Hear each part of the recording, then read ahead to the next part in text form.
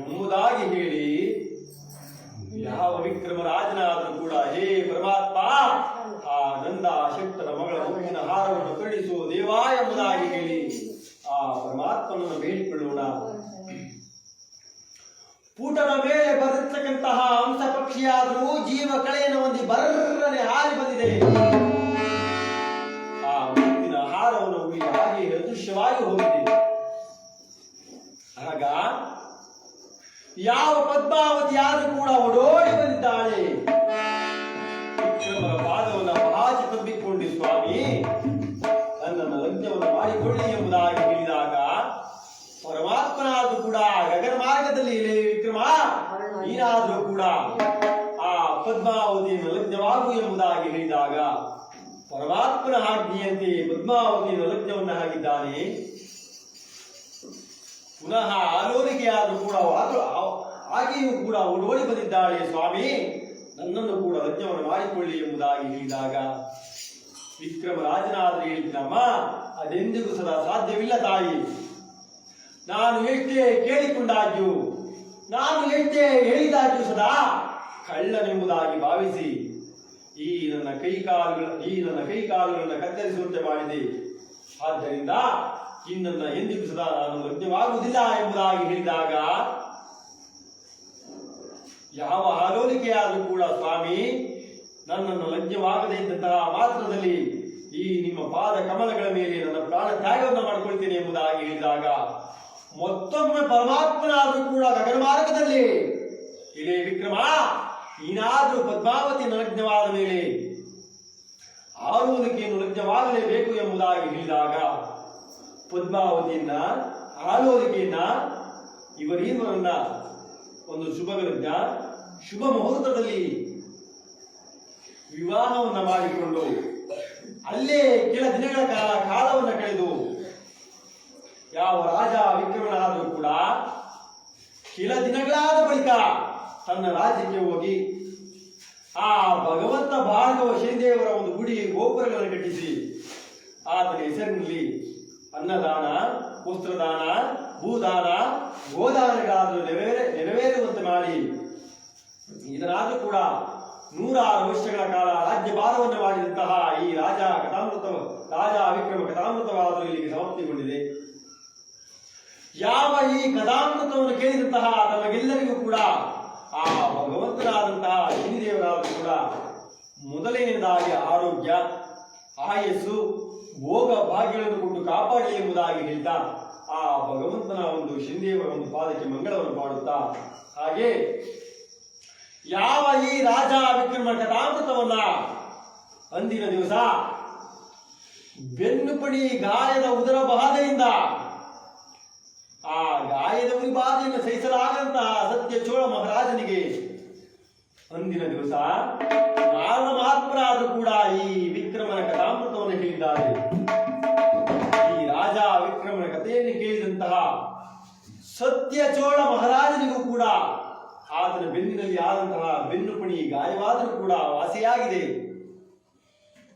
ಈತನೂ ಕೂಡ ತನ್ನ ರಾಜ್ಯಕ್ಕೆ ಹೋಗಿ 106 ವರ್ಷಗಳ ಕಾಲ ರಾಜ್ಯ ಭಾರವನ್ನು ಮಾಡಿ ಆ ಭಗವಂತನ ಹೆಸರಿನಲ್ಲಿ ಅನ್ನದಾನ, ವಸ್ತ್ರದಾನ, ಭೂದಾನ, ಗೋದಾನಗಳಾಗುವಂತೆ ಮಾಡಿ ಈತನೂ ಕೂಡ 106 ವರ್ಷಗಳ ಕಾಲ ರಾಜ್ಯ ಭಾರವನ್ನು ಮಾಡಿದಂತಹ ಈ ರಾಜ ವಿಕ್ರಮ ಕಥಾಮೃತವಾದ ಇಲ್ಲಿಗೆ ಸಮಾಪ್ತಿಗೊಂಡಿದೆ.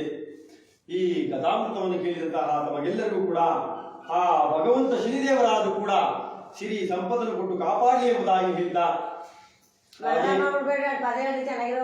ಹಾಗೆ ಹೇಳಿ ಸಾಕ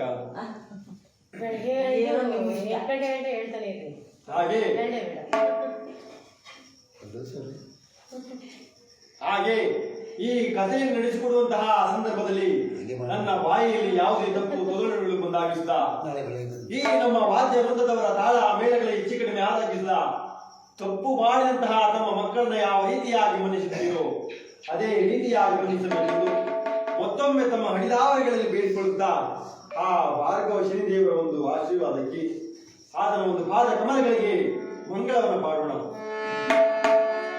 ಶನಿದೇವರ ಪಾದ ಗೋವಿಂದ